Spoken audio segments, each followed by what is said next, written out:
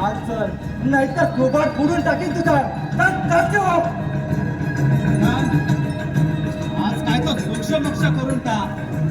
येऊ नकोस, मी तुझ्या पाठीशी आहे. अरे याला धडा मीच शिकवला असता. आपला तुझ्या घरातील आहे, कारण बहीण तुझी आहे.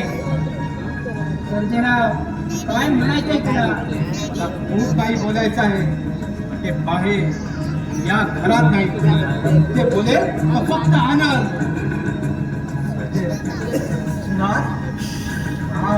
तर तुझ्या वडिलांना भेटायला. आज स्वयंपाक घरात नाही ऐकून थांबला का? ते तुझ्या बहिणीला विचार. मी तुला विचारतोस ना, उलटी सुलटी उत्तर देऊन माझं डोकं भडकू नकोस. मी योग्य तेच बोलतोय. पप्पाकडे काय काम होतं?